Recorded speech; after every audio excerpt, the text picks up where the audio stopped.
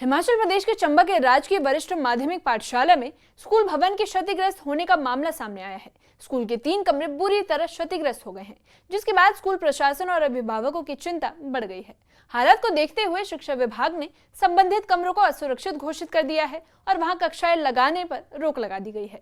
School प्रशासन का कहना है कि बच्चों की सुरक्षा को ध्यान में रखते हुए इन कमरों का इस्तेमाल तुरंत बंद कर दिया गया है, लेकिन इसके कारण विद्यार्थियों की परीक्षा और पढ़ाई प्रभावित हो रही है, क्योंकि अब उनके अस्थायी व्यवस्था में बैठकर पढ़ाया जा रहा है। जगह की कमी के कारण न सिर्फ बच्चों को परेशानी हो रही है, बल्कि शिक्षकों को भी पढ़ाई करवाने में दिक्कतों का सामना करना पड़ रहा है।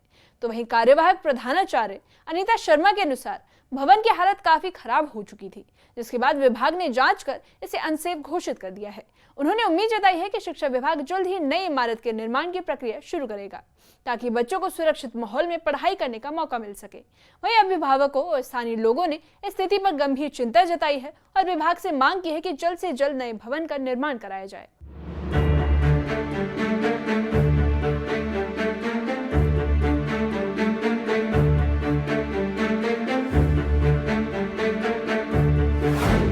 चंबा जिले की राजकीय वरिष्ठ माध्यमिक पाठशाला मसरूड़ में इन दिनों पढ़ाई का माहौल प्रभावित हो गया है।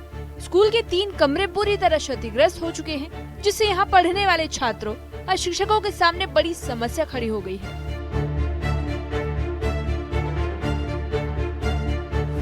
भवन की हालत ऐसी हो चुकी है, उसमें बैठना भी खतरे से खाली नहीं। स्कूल प्रशासन ने सुरक्षा को ध्यान में रखते हुए इन कमरों में कक्षाएं लगाना बंद कर दिया है।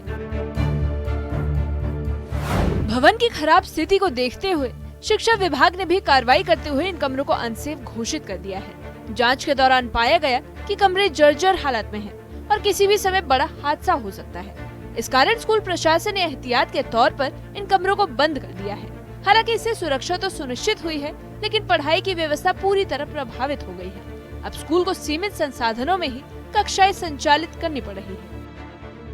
अभी ये बहुत सालों से हमारे जो 3 कमरे हैं, 6ठी, 7वीं और 8वीं, ये असुरक्षित घोषित हो गए हैं।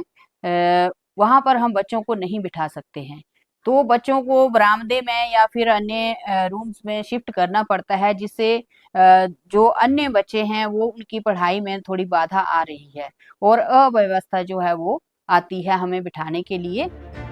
कमरों के बंद होने के बाद विद्यार्थियों की कक्षाएं अस्थायी रूप से दूसरे कमरों में लगाई जा रही है। इससे न सिर्फ छात्रों को दिक्कत हो रही है, बल्कि शिक्षकों को भी पढ़ाने में परेशानी का सामना करना पड़ रहा है। कई बार एक ही कमरे में ज्यादा छात्रों को बैठाना पड़ता है, जिससे पढ़ाई का माहौल प्रभावित हो रहा है। वहीं कार्यवाहक प्रधानाचार्य अनीता शर्मा ने बताया कि भवन की स्थिति को देखते हुए विभाग ने इसे असुरक्षित घोषित कर दिया है। उन्होंने कहा कि बच्चों की सुरक्षा सबसे बड़ी प्राथमिकता है, इसलिए जोखिम नहीं लिया जा सकता। इसी वजह से इन कमरों में कक्षाएं बंद कर दी गई है। उन्होंने उम्मीद जताई कि विभाग जल्द ही नए भवन के निर्माण की प्रक्रिया शुरू करेगा, ताकि बच्चों को सुरक्षित माहौल में शिक्षा मिल सके। तो मैं सरकार से आग्रह करती हूँ या शिक्षा विभाग से कि इसके डिसमेंटल के ऑर्डर हो चुके हैं, लेकिन अभी तक कोई कार्यवाही जो है वो अमल में नहीं पाई गई है।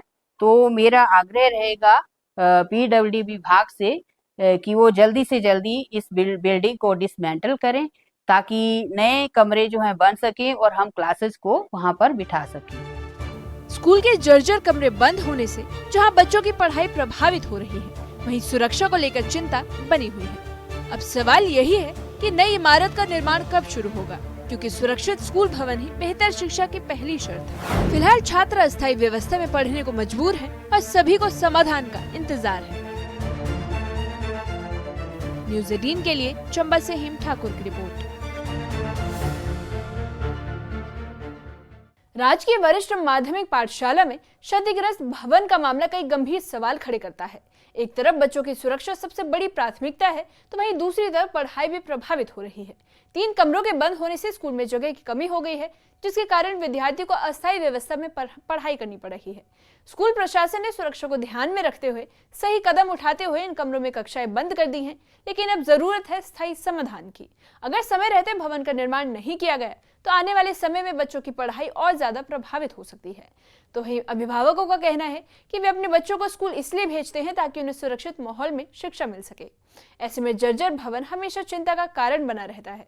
ग्रामीणों ने भी मांग की है कि शिक्षा विभाग इस मामले को गंभीरता से ले और जल्द से जल्द नई इमारत का निर्माण शुरू करवाए। अब सबकी नजर शिक्षा विभाग की अगली कार्रवाई पर टिकी है और उम्मीद की जा रही है कि जल्द ही नई इमारत को मंजूरी मिलेगी और बच्चों को सुरक्षित कक्षाएं मिल पाएंगी, क्योंकि आखिरकार सवाल सिर्फ एक भवन का नहीं बल्कि बच्चों की सुरक्षा और उनके भविष्य का है।